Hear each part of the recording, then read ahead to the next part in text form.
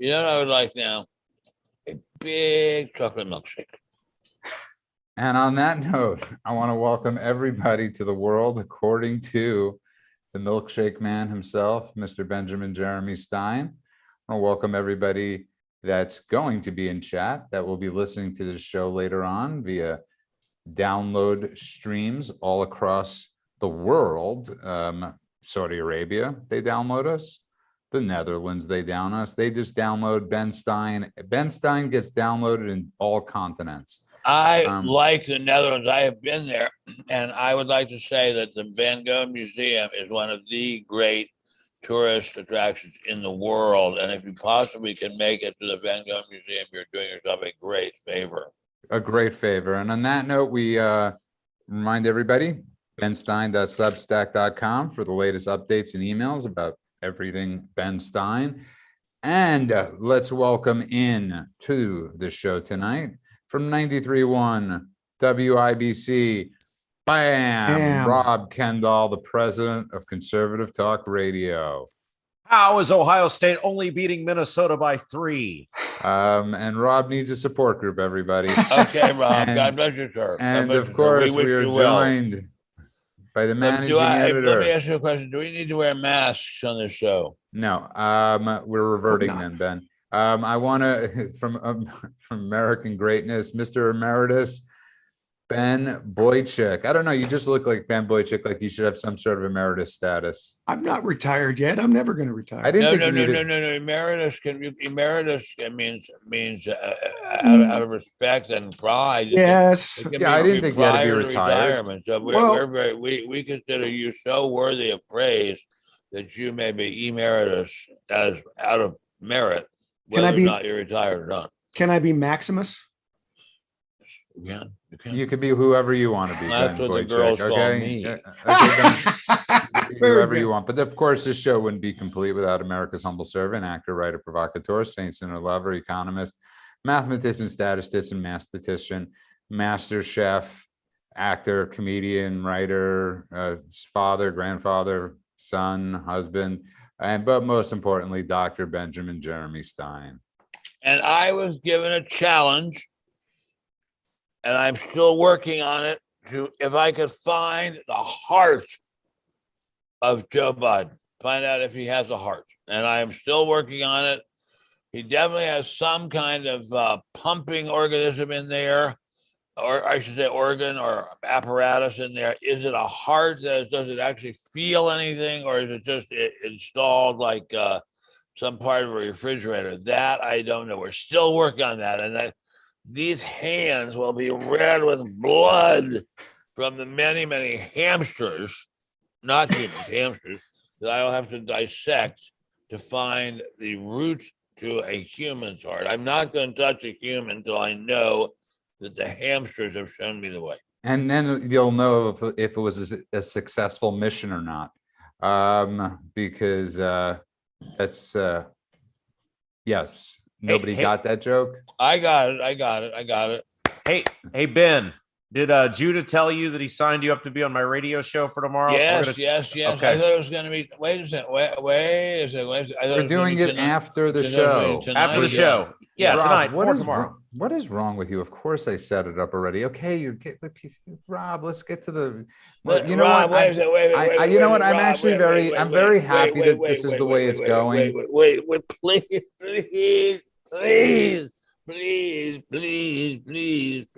Okay, what song is that? Nobody knows. James Brown. Come on. James Brown. Who? What? James Brown. Of course, James Brown, the hardest working man in show business, right? Godfather of soul. Okay, now. And I am extremely glad for the levity. And now, before the show starts, I want to say, wait a minute. We need some levity. I agree, and I want to say terrible that was my point. You're stealing my thunder and my points. I beg of you to please stop. They're copyrighted by Judah M. Friedman, and I want to tell people something. So the other night during the show, there was a little bit of discourse, and there's a little. I can tell you the one thing. You mean Discord? Jesus, I wish I had been your teacher. What did I say? Discourse. You meant Discord. I said Discord. I have a list. I have a list. Yes. And I just want people to understand that after the show, Ben and I have a great conversation. The next day we have an even better conversation. And today we had a conversation that we probably could have been both arrested for. We all need levity in our lives.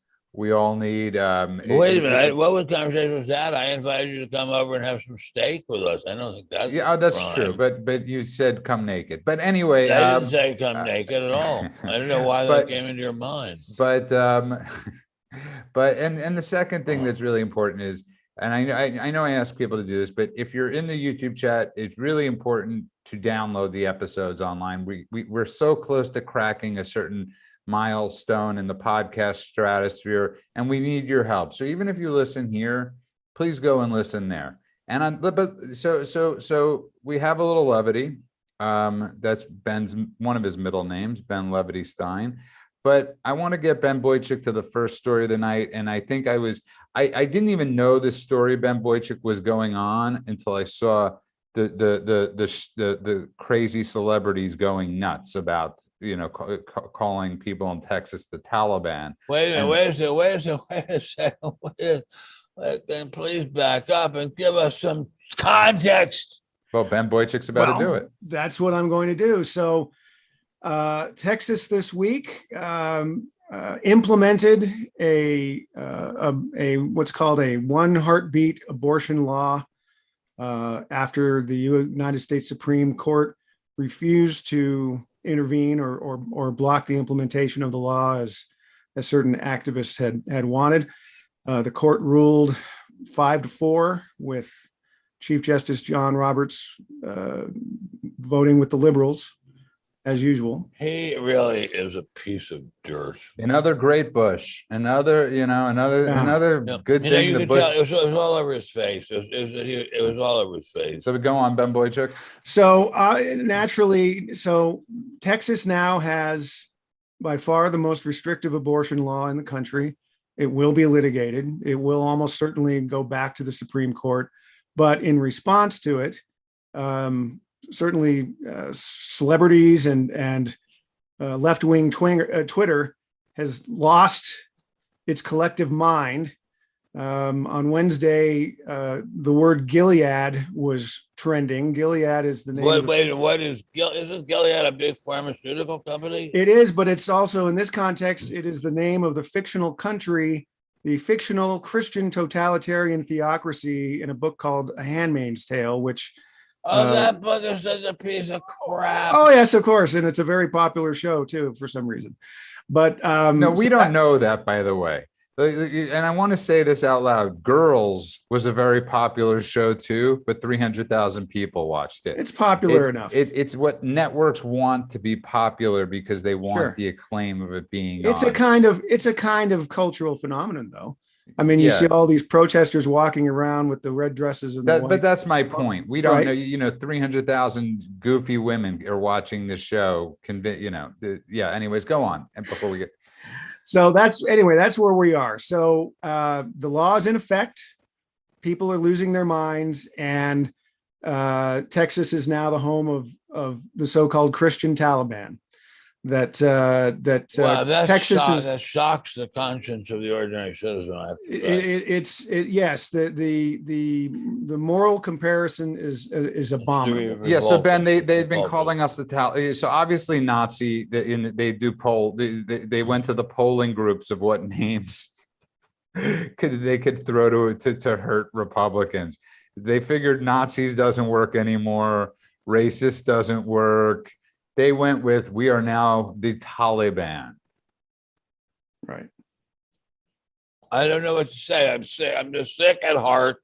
The fact that one of the great political parties of all time is now firmly on the side of mass murder of the most innocent human beings in the world, the unborn, who have committed there's nothing they've done wrong, who is firmly on the side of murdering them solely for the crime of their being alive. That breaks my heart. It is really, really, really sad. And I think as a nation, we have got to answer for that. And if I may say so, I think that is a crime that is going to rank easily alongside of slavery as a crime against humanity and against the Almighty. And before I get to Rob, though, Ben, the bigger point here is with these jackass like quasi celebrities is I'm always curious where the other are people. I mean, and I know people are scared in Hollywood to speak their minds and speak their voices, but at a certain point, if you're a closeted conservative or a closeted Republican, are any of them going to ever have that Howard Beale moment, or are they just too scared? Are you asking me or Ben Boychuk? You, Ben Stein. They are scared to death. I will tell you my own little story, if I may. Years ago, I had a very successful game show called Win Ben Stein's Money. It was one of the first 3 successful shows on Comedy Central. I believe that even until now, or until very recently, it had won the most Emmys of any show on Comedy Central. What are you doing, Robert? Adjusting my computer, Ben. Okay. And at a certain point, I called my agent, a very wonderful woman, and I said to her, "Wow, things are going so great. What is there anything that could really screw me up now, or am I all set now for the rest of my life?" And she said, "Well, only if you like announce that your right to life, that would kill everything." And I said, "Well, but I am right to life." And she laughed and laughed. And I said, "No, honey, I'm not kidding. I am right to life." And after that, I have had a lot of problems. And at one point, well, no, my favorite thing was when you had that tournament, and we had a tournament in which the winner was able to designate a charity who would win the $5,000 prize, who would normally have gone to the individual human who won the show. I won, of course, and I designated a national right to life as the winner. And the people from Comedy Central, who are very nice people, don't get me wrong, they're very nice people, they came striding up on the stage, grabbed me, and said, "No, you're not allowed to do that. You're not allowed to do it." I said, "Well, what? Wait a minute. It's got my name on the show, doesn't it?" "No, you're not allowed to do it. You're simply not allowed to do it." Well, I was a coward. And I said, "Okay, all right, all right. We'll give it to him to some other charity. There are plenty of other great charities. But that is how strict the prohibition on wishing to protect human life is." So Rob Kendall, as you see all these craziness and all of this with the Taliban, I don't see a robe on your head, or not a robe on your head. I don't see you wearing a robe and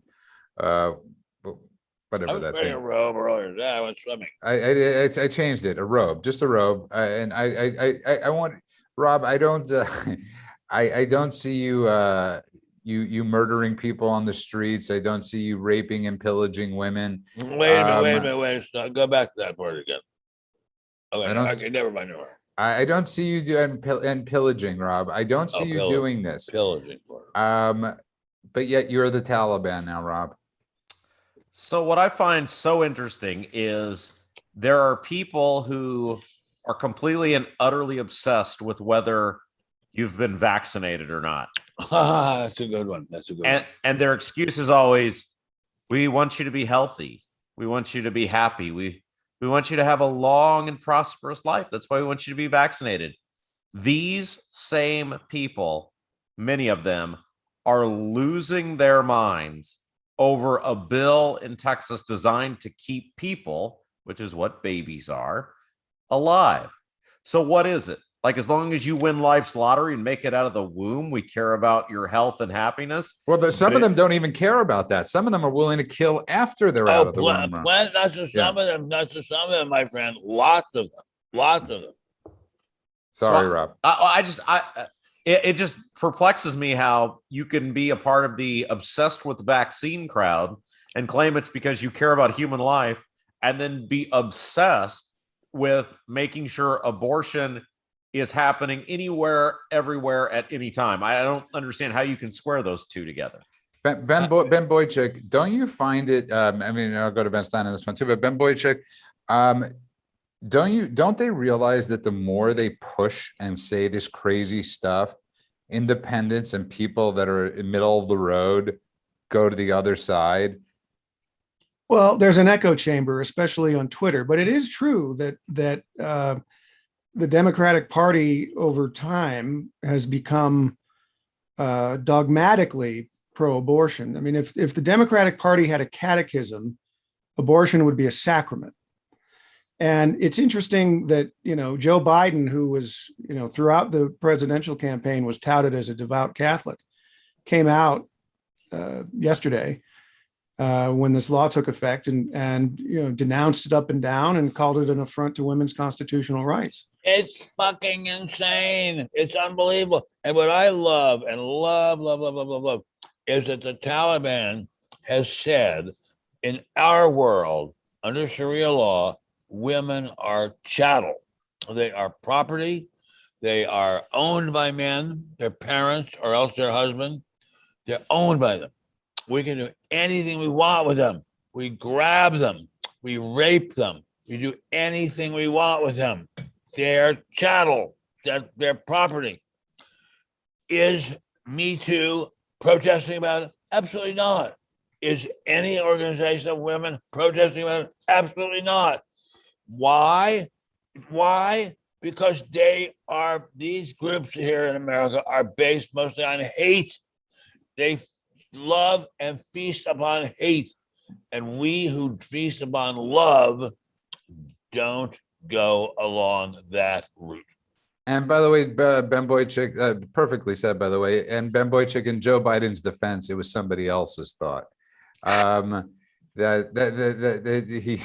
He heard somebody else say it, and he just decided to come to the podium and say it. He's got no, I mean, my God, he truly never has had an original thought. But Ben, I think the way they act and what Ben Boychuk was explaining, and what we've been talking about, Ben Stein, and like I said, how it's such a turnoff, and they are so boring. I just wish somebody would say to them, "You bore me. Stop being so damn predictable. It's boring." But with the greatest possible respect to you, my dear friend, it's not the problem of being boring. It's like saying Richard Speck is boring or John Wayne Gacy is boring. These people are killers. They're stone cold killers. And that's not boring. I was referring to the rhetoric, but the mudslinging thrown and by I am referring to the fact that these people who have control of the media are defending mass murder in a way that is just nauseating and just incredibly horrible. Don't get me wrong. I'm a parent. I've been a parent for a long time. It's a hard job being a parent. I don't blame people for saying, it's too hard a job for me to do as to be a parent. I can't do it. It's too hard a job. They can turn the child over for adoption. There are plenty of parents of middle-aged and younger people who want babies. They can turn the child over. But there is no excuse in a country like ours, which has a very, very well-oiled system of adoption, for people to give up children that they find inconvenient. Let's not ignore that machinery. If there's a child who's unwanted by his or her parents, there are plenty of parents who do want them. There are plenty of parents who do. There are tons. And some of those kids are so effing cute and are just blah, blah, blah. Okay. And on that note, if you just tuned in, you are listening to The World according to that man, Benjamin Jeremy Stein, and whose thoughts should be listened to on the abortion issue. They are very powerful points, and you should be listening. And you should also be listening to The World According to Ben Stein, wherever you could download the podcast. Even if you listen here, it would mean the world to us to go down and download our shows later. It would mean the world to us. And of course, you could also listen to Rob Kendall from the Mock and Rob Show every day from 9 to noon on 93.1. Bam! The president and future of conservative talk radio. And of course, we are with Mr. Emeritus himself, Ben Boychuk, managing editor of American Greatness. That's amgreatness.com. And I want to welcome everybody back to the world according to that man, Benjamin Jeremy Stein. And for the next story, it is the phone call that would have gotten every other president known to man impeach Ben Boychuk. So yeah, this is one of the great sort of hypocritical stories of the week. News emerged this week that Joe Biden in July had a phone call with the president of Afghanistan in which he said, "Oh my God, this story is so horrible." I need not tell you the perception around the world and in parts of Afghanistan, I believe, is that things are not going well in terms of the fight against the Taliban, Biden said in the transcript. And there is a need, whether it is true or not, there is a need to project a different picture. And so what Biden, in effect, was telling the president of Afghanistan is, we're aware that you're losing. We're aware that you're losing, but it's important that the public not know that you're losing. We can do some things for you, but not a lot of things for you. But we have to change the perception. Now, people will recall that Donald Trump was impeached but not removed over a phone call he had with the president of Ukraine, in which he had asked the president of Ukraine to investigate possible corruption involving Hunter Biden and the Burisma natural gas company there. So if basically advocating a lie for public relations purposes, which was precipitated a major unprecedented world historical disaster involving the United States of America, if that's not an impeachable offense, I don't know what is. And your Benson, before I go, I just want to say Are you going? Where are you going? He makes Trump's phone call look like two people, you know, courting each other. That's what he makes that phone call that Trump had with the Ukraine look like. But the saddest thing and the most annoying thing, getting back to the jackass that is Mitch McConnell has stated there is no impeachable offense. They will not impeach. They will not attempt to impeach since they don't have the House or the Senate, as opposed to Democrats that were immediately doing the 25th Amendment when they didn't have the House, and were immediately starting to impeach when they didn't have that, or were trying to impeach and getting ready to impeach when they didn't.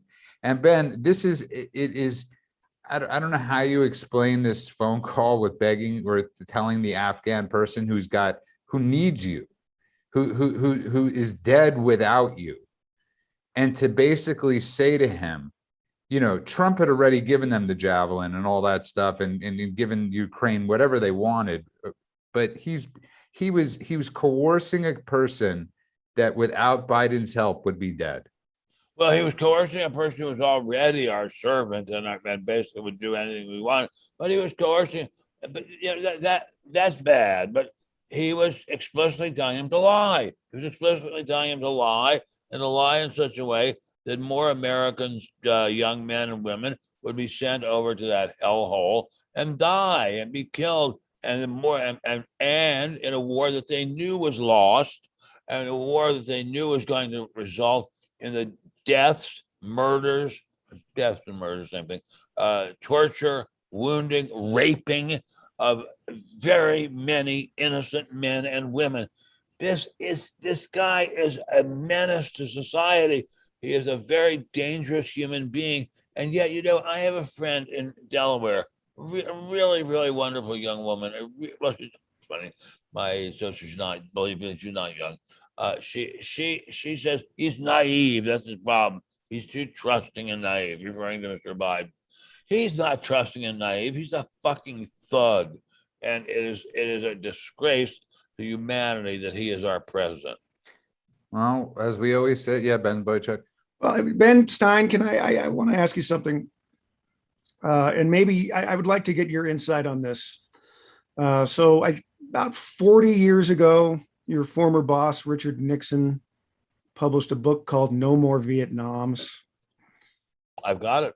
Yeah, I've got it too.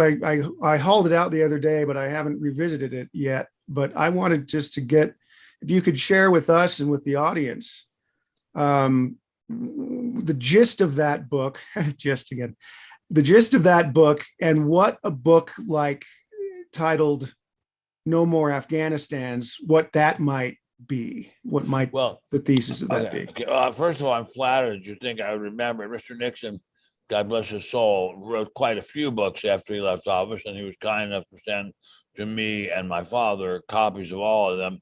And I have to say, with the greatest respect, they all sort of merge with one another in my mind. But my recollection, and it could be wrong, is that Mr. Nixon was saying, next time, if we're starting a war, we enter it only if we really are quite convinced that we can win it, and we devote as much of the national product in terms of material goods and as much of the blood of Americans as we dare to do to win it. Don't do it. Just stay out in the first place. It'll be sad. There'll be a lot of unfortunate situations, but stay out of losing wars that are going to be humiliations and generally bad things for the country. That I recall is the situation. No, if there were a book called No More Afghanistans, I think it would say, go in there, do this whatever task is necessary to hurt and kill the people who created 9/11, and then get out. But here's the thing, and we've discussed this on this show, never discussed anywhere else. Afghanistan basically had nothing to do with 9/11. That most of the training was mostly in the United States of America, in various flight schools in the United States of America, and not in any foreign country. They might as well have been doing it in a used car lot on the main street of a medium-sized city, and saying, by the way, this is Joe's used cars, and it also is a training camp for terrorists to learn how to fly giant jetliners into buildings crammed with human beings. I mean, there was no big, they didn't require a country the size of Afghanistan to do any training. That was all nonsense. That was just complete nonsense. And they Rob, were you- mostly Saudi nationals. And Rob, Right. I think they're almost all Saudi nationals. Rob, they both bring up great points right now, Rob Kendall, because the point that to take it one step further, we are now bringing in unvetted future airline simulator testers into the United States right now. That's what we're doing. Right We're now, bringing right, in yep, countless people that will be going to flight schools. Absolutely. Very scary, and shows again and again and again the incompetence of the people running the government. Look, there are a lot of incompetent people everywhere. I encounter them everywhere. You know where I don't encounter them? Small town, small scale businesses. Example, I have a home in Malibu, California. It's not a giant mansion like the homes of movie stars, but it's a little but very, very well situated home. I call up the plumber because I have a broken garbage disposal. They come and fix it. Bang, they come and fix it. I don't have to, I leave the door open. They just walk in. I don't even bother to lock the door. That's how America's supposed to work.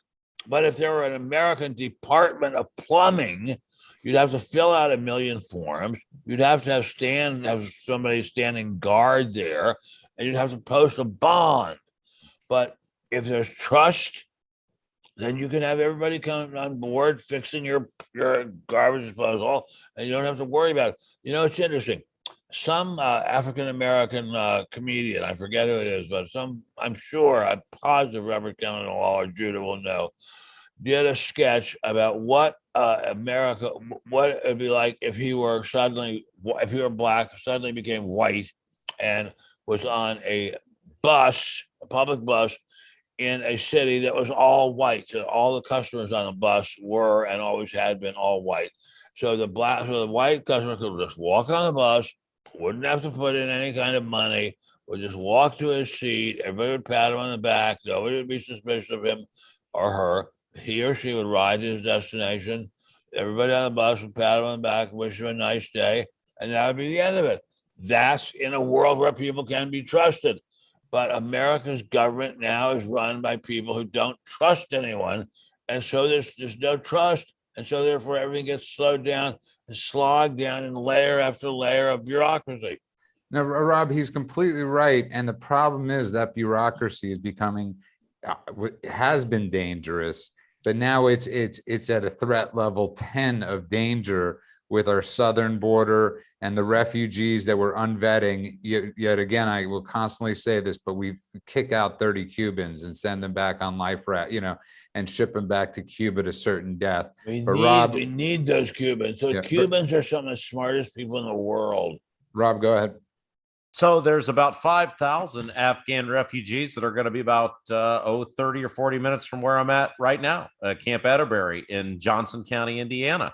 And the problem is not that we want to support and protect the people who gave their lives for America, but there's a whole bunch of people coming in. We have no idea who they are. They had nothing to do with protecting or fighting with the Americans. And as is my understanding, a whole lot of people have tested positive for COVID. And yet we're saying, COVID is this end all be all. It's just like in McAllen, Texas, when they let all those folks go who had COVID. Either it's this pressing issue where must consume all of our time or not. So yeah, that's a big deal. The question I have for both Bens, I guess it would be, and Judah too, is the federal government, the state governments, the government as a collective always fails, as Ben said eloquently and in a more colorful manner than I will. Government always fails, and yet people still keep looking to government. Always, but very, very often. And yet people keep looking to government as though it has any sort of answer, and I don't understand why that is. Like if government were a Taco Bell, and you got the same service at the Taco Bell as you do from the government, people would be on their little towny chatter boards on Facebook losing their minds. And yet with government, it's like, well, it happens. Yeah, I used to have a guy who helped me at the airport, a very, very nice guy named Al Shara. I don't know what's become of him. I hope he's still in the land of the living. But he used to have a saying, good enough for government work. And that, unfortunately, is the sad truth about government work. But look, can we go on to something else? What we're seeing here is a national disaster in terms of American prestige, in terms of American trustworthiness, in terms of honesty, in terms of a frontal assault upon the Constitution of the United States. That is the most precious document in the world. I would consider it even more precious than the Ten Commandments. It is the most precious document in the world. The Biden administration is essentially using it as toilet paper. That is a very, very serious matter indeed. And we have got to pull ourselves together and change administrations to have an administration that respects the Constitution. That's no joke. And that's important whether you're an African American, whether you're a white person, whether you're a Chinese person, no matter what you are, we must protect the Constitution or we are doomed as a people. We must protect the Constitution. And this administration not only is not protecting it, it's attacking it every chance it gets. So by the way, Ben Boychuk, I'll let you answer his question. But I just want to say before answer the question, I just want to say a conversation I had with the other night. So go for it, Ben. So my lead story at American Greatness for Friday is written by a guy named Jay Wigg. The headline is The Competence Question. And it begins by saying the lesson we can learn from Afghanistan is not that Joe Biden lost what Donald Trump could have won, nor is it that Trump and his deplorable supporters are to blame. After all, withdrawal was their plan. Nor is it, God forbid, that the United States should stay in Afghanistan forever. The lesson is a hard one. The national government of the United States is incompetent. And then he goes on to argue why it is incompetent and what should be done about it. But the government of the United States, from federal to state to local, has done yeoman's work at delegitimizing itself. Oh my God! Wait a second. Did you just make up that phrase, or is that? No, I first used it in a column for the Sacramento Bee about 6 years ago. It's a very good, very, very good phrase. Thank you, Ben. I appreciate that. And it is as true, even more true today than it was when I first started writing about it. And so what we're seeing is incompetence on a grand scale. And a super grand scale, like a burrito supreme. Is it, but An imperial can I sour ask you cream. both a With question sour since you, cream. since you bring up that word and Ben's brought up this word before? Is it incompetence or is it intentional? I think in the case of the Biden regime, it is some of both. I think at the very tippy top, it is intentional subversion of this country. I've been saying, Yeah, that's why I was saying that, because that's why I was saying that, because I- incompetence and in being intentional and subversive are sort of contradictory. with all due respect, with the greatest possible respect, my dear friend, Judah, Yeah, you know what when I always say when people say that with with the greatest possible sincere respect. Yeah. There are people at the top of this administration who do not like America and are trying to wreck America. They want a Soviet-style government in America. They're not going to get it, but they're going to fight for it. No, but I didn't disagree with you. I was saying they're not incompetent. They're intentionally doing this. I agree. Yeah, That's the very top dogs. Yeah. But under them, there are hundreds of thousands of people, maybe millions, who really are just incredibly incompetent. But I agree. But Ben Boychik, to get to something, because Ben is fond of saying something not in my lifetime. And the other day, I think it was yesterday, we were at his house and we were talking, and I said to him, look what's gone on in 7 months and 6 or 7 days.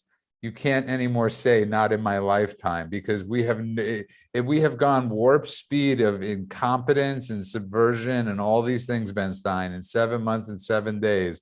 One could only imagine what the next 4 months or 3 months or 2 months will look like. Well, I think you meant 4 years, 3 or 4 years. But anyway, No, I'm saying 3 months. No, I'm saying look at what's happened in 7 months. If I may say so, all of this is happening with the media standing guard. When I was a columnist, a very frequent writer for Barron's, which is a wonderful, at least used to be. I haven't written for a little while. I'm not as familiar with it as I should be. I used to write these articles about corporate looting. I was a huge expert in corporate looting and taught about it at Pepperdine Law School and lectured about it all over the United States. And you taught me about it. Thank gratefully. That's who I learned about the JC Penney guy, Eddie, the guy from JC Penney that looted the whole store, Eddie. Oh God, don't talk about that. That guy's terrible. Embarrassment to the Jewish people. Anyway, what I'm trying to say, if I can get my brain into gear, is quis custodies. Now, when I was a young man, we all studied Latin in high school. Not we all, a lot of us studied Latin in high school. Who guards the guards? The media has taken on the role of guards and guardians of the United States and of the Constitution. They're not guards and guardians of the Constitution. They're subverting the Constitution. That's the crime. And thank you, by the way, Eddie Lampert, Ben Boychik. I just want to very quickly. I just want to concur in part and dissent in part. I think this is a matter of hubris running into nemesis. That our administrative state and our governing class believes it is a lot more intelligent and on top of things than it really is. So that's where I maintain that the argument in favor of broad incompetence actually holds up pretty well. So read the Jay Wig piece at American Greatness on Friday. Okay, we'll do. And of course, read Ben's piece on American at spectator.org. We always have to give equal thing. And of course, Rob, the thing with the 5,000 Afghans coming to your area, remember, WeGrowHairIndie.com. Get them, have t-shirts in Arabic. You never know who your client. You never know who your clientele is. Yes, Rob. You know what's interesting, though, and I think this is so true with government in general, and I think it's why you've seen the shutdowns, the lockdowns, the mandates, all the stuff we've seen the past 17, 18 months. It never affects government, right? Like these governors, these mayors, these people who have done these shutdowns, it never affects them. They never lose any money. They're never put out of work. These health commissioners. Right. These sons of bitches in Washington, D.C., where I used to live, and I used to be a federal employee. They are at home. They've been getting paid their full salary this whole time. It's incredible. No, you're completely right. And as my cousin, my late great cousin Howard used to say, working for the city or working for the government is the only job you're planning your death and your retirement before you ever started working. God rest Howard's soul. And on that note, if you just tuned in, you are listening to The World According to Ben Stein. Amazingly, Ben, in the chat, we have a bunch of people that have been adopted, that have adopted children. Brady, and to the rest of you, God bless you. You are heroes, and we need more people like you. But if you just tuned in, like I said, World According to Ben Stein, please keep downloading the podcast. Even if you listen to the show, find us, benstein.substack.com. The email comes out 3 times a week. And of course, we are joined tonight from 93.1 WIBC. Bam. Rob Kendall. Bam. 13 and a half points. 10-point lead is not 13 and a half points, Judah. Also, degenerate gambler, Rob Kendall. And Mr. Emeritus himself from American Greatness, managing editor. Can't you take a compliment, Ben? Yeah, I guess. Of course you can. Ben, just so you know, before the show, I said, your head looks great. Ben's got a great, Boychuk's got a great bald head. I said, it's gleaming. He dims the light so it stops gleaming. And I was like, that wasn't the point. It was a compliment. Say because thank it's brighter you. than the surface of the sun. I was giving you props. Say thank you. Well, and of course, this show wouldn't be complete without America's humble servant, who is reading something that's more important than the rest of us. It's very, very important. Extremely important. It's extremely important. One of my classmates from Yale just sent me something about the legal definition of treason. We're getting so close to explicit treason here. It's just mind-boggling. I mean, where is even one district attorney anywhere like Hamilton Berger in Perry Mason who will bring a case against the president for treason? The better question is, where's the judge that'll hear it? The better question is, okay, right. Well, let's start with having a district attorney bring up a complaint, write down a complaint. But you touched on it earlier, and this is that the Republicans are completely worthless because they're not fighters. You know, they always talk a good game when they're out of power, and then they get in power and they suck and do all the things they say they're not going to do. And then when they're out of power and they have an opportunity to be fighters, you have people like McConnell who come out and go, well, you know. Well, you know, I like McConnell. I've told you that many, many times, but that's okay. I don't expect you to agree with me about everything or even anything necessarily. Why do you like him, Ben? What is it about McConnell you like? He has really, really cute girls working in his office. Jeez, Pete. No, seriously. No, seriously. What do you like about what has McConnell done for the? He gets his little task done, and considering that he is not head of the majority, he gets some delaying of the Democrat juggernaut, which is determined and hoped for by the Democrats to bankrupt this country. He gets that slowed down a bit. That's all. Okay, so That is such a far cry from Lyndon Johnson. Yeah, a nutless monkey could be doing the same thing. Lyndon Johnson had balls the size of cinder blocks. We're not talking about Lyndon Johnson. But you're not answering Rob's question. What is it that is what can you defend Mitch McConnell? I mean, I'm asking Look, consider his circumstance. He's got some might say it's a Steven, but it's not really. He's got a minority in the Senate. He has a distinct minority in the House. He has a very, very hostile executive branch. He has a very, very hostile judicial branch. He has a very hostile media.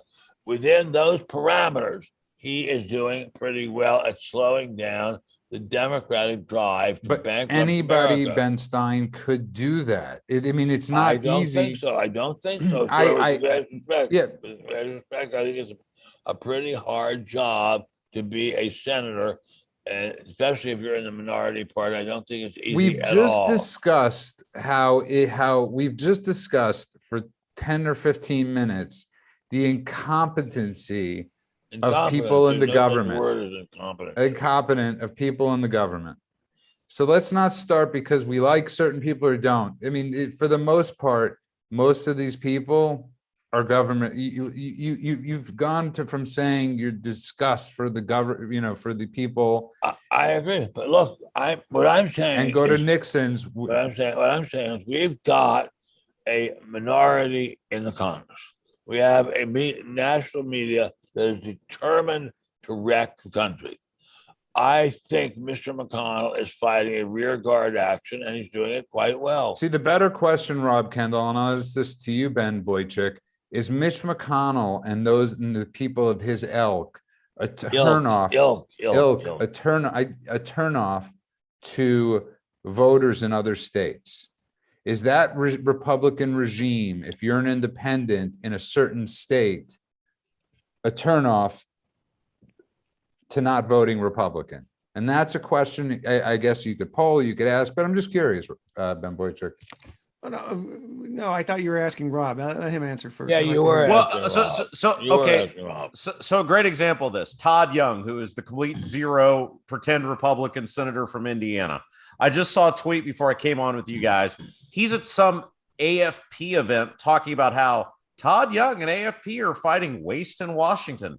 Todd Young added $9 trillion to the national deficit while he was in the majority from 2016 or 2017. He was elected in 2016, from 2017 through 2020.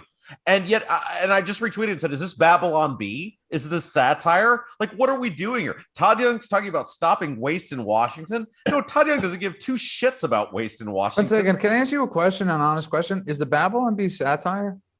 I've never read it. I've never read it. Yes. I've never even heard of it. The reason I say that is because it. I've seen prominent conservative celebrities using it as fact. No, it's so because the satire is so close to the truth Yeah. that they've actually started an alternative site called Not the Bee. Okay, but this was from the Babylon Bee, and they used to Right. post it on Parlor, and I was like, oh, this is what are they, the Gateway Pundit? You're trying to be like the Gateway Pundit. But again, it's we have to start asking ourselves, are certain people helping the party or certain people hurting the party? And if you're not helping the party, you got to go. Okay, let me ask you a question, Judah Meyer Friedman. Yes, please. What would you do if you were ranking member of the Senate? What would right you now, do? I would be like you, as you suggested. I would get every single senator to stand in front of the White House with the people from Afghanistan, with the and scream from the top of my lungs.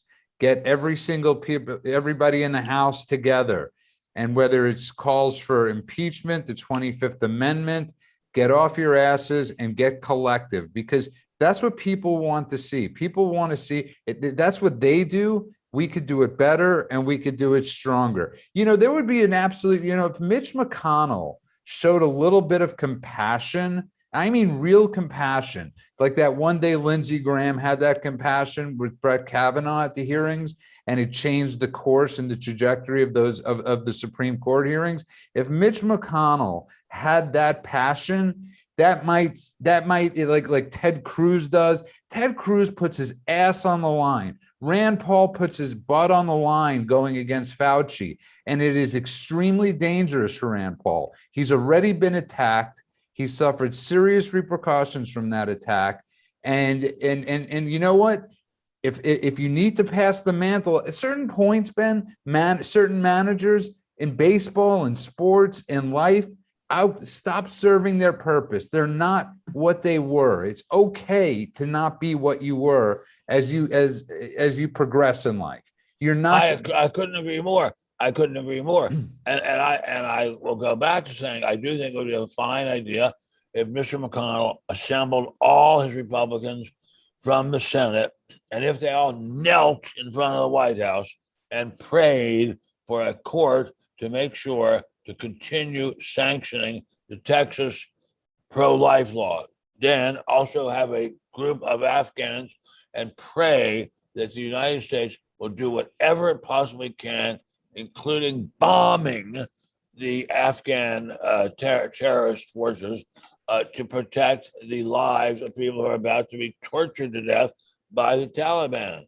And of course, you go, but I don't think any Republican in the Senate would do it. That's not true. You see, I just brought up 5 senators that would do it. Okay, I brought up 5 senators that would do it without a leader. Rand Paul, Tom Cotton, Rand Paul would vote to bomb Taliban No. I'm not referring to that one. Okay. I'm referring to they would get up and they would protest what's going on. They would be calling for the 25th Amendment. They would be begging judges to hear, district attorneys to go after for treasonous acts. So there are these senators. The problem is when your leader has the charisma of I don't know. Don't say something negative now. You're going to say something. All right. Okay. You've convinced me. If you can find I believe I could be a better leader of the Senate Republicans than McConnell is. I believe I could. 100%. I believe I could be. I really believe I could be. But I'm not. I'm just sitting here in my office with my waiting to make some steak for my wife, and that's my evening's plan instead of changing the world. But I am watching Robert Kendall put his finger up in the air and with his hair all Jew-flowy. Go ahead, What does Rob. that mean, Robert? I have an emphatic point to make here. This is why we have to get Larry Elder elected governor of California. If he got to appoint a senator, it could be Benjamin Jeremy Stein.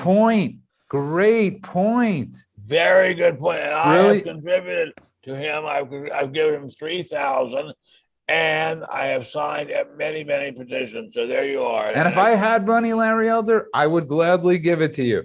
And if you just tuned in, you are listening to The World According to Ben Stein. And that's the great thing about the show. Sometimes we change each other's minds. Sometimes we don't. I think so. It's great. And I could totally agree, Ben Stein. You would get the Senate off their ass. Okay. Let's get started right away. Yeah. That's the point. We need that kind of leadership, Ben Boychuk. We need people like Ted Cruz who are willing to stand in the House for 25 hours straight, just doing that, just saying. Yeah. Maybe having to take drugs to keep us awake. Ben Boychuk, yes.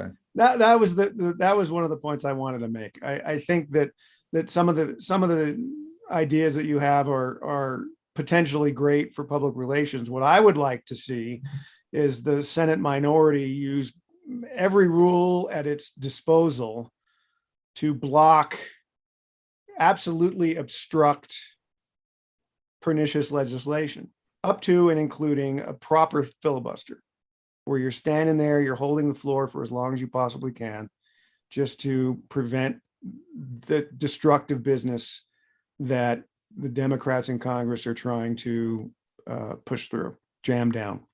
I think jam up and jelly tight. There is the resistance. And the last thing I wanted to get to tonight, it's because Rob is such a sports fan, and he sometimes doesn't get the sometimes he refrains in the background with his luscious locks, staring at himself in the computer screen, recognizing that his hair is growing in. Look at him. And either that or like the football game is like circular. But Rob, I just want to get to this quickly, and Ben, I'll follow with you on this. The NFL today, which has become, listen, I love watching football. I love it. I used to love watching football. I'm a big sports fan, but I can't watch a game when their helmets have social justice messages on it. What? I just, no, yes. Wait a minute. Give me an example of that, please. Well, there's an Associated Press story from today. NFL players can wear social justice messages on their helmets again this season. And quote, it takes all of us, and quote, end racism will be stenciled in end zones for the second straight year as part of the NFL's Inspired Change platform. No. And so just for the record, I just want to say this, Ben Stein, just before you say, just for the record, Rob and Ben, Rob, Ben, and Ben, I can't stand during Breast Cancer Awareness Month when the NFL wears pink. Okay, I want to watch a damn football game. I want to have an escape from reality. I don't want to be thinking about breast cancer.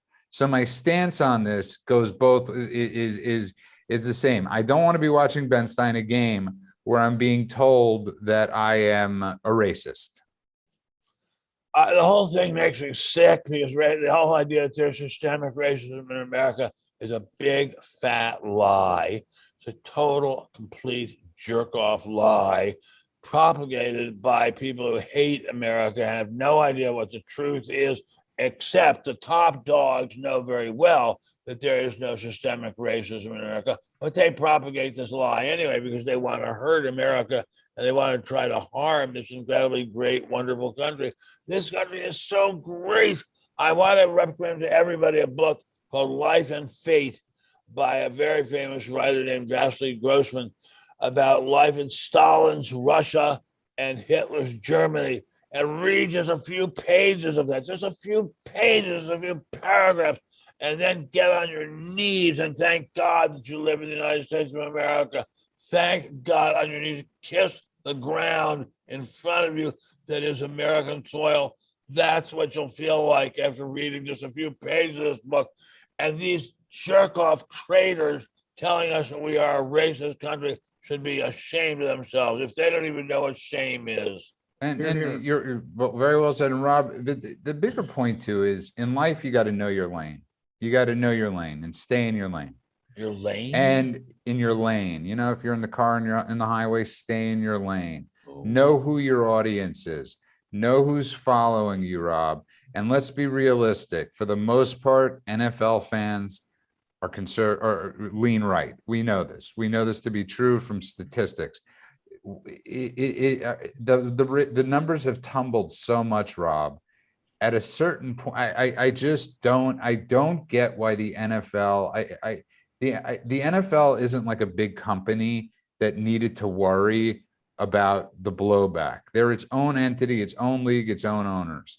Why in God's name did the NFL have to follow this idiotic, traitorous this path, Rob? Fear. It's fear. They fear the players. They feared the players. That's good. That's very good. That's very, very good. What a world where we have to fear the players playing one of the biggest, most important games in the world. Are paid astronomical, unimaginable sums, and we have to fear them. Is this crazy or what? You have to fear the athletes playing here like they were the slaves in ancient Rome, and they're going to rise up against us, except they're not slaves. They're multimillionaires. They're as rich can be. Look, I live about a block, maybe 2 blocks from the Beverly Hills Hotel. It's a very nice neighborhood. I can't afford it much longer. But I go there. Black person after black person after black person ahead of me in line. Bentley convertibles, Bentley SUVs, Rolls-Royce convertibles, Rolls-Royce SUVs. Black people jumping out of them. What are they? They're athletes. They're very rich athletes. What's the fucking problem?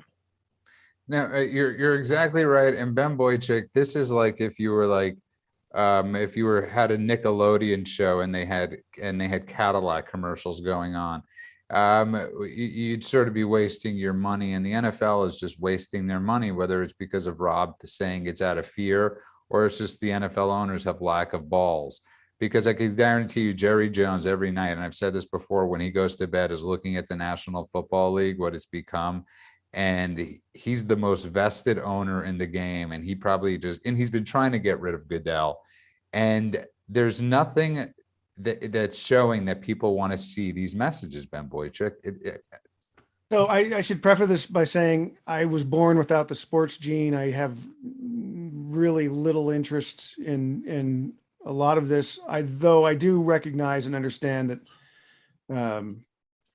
NFL and all major professional sports are massively important to the culture.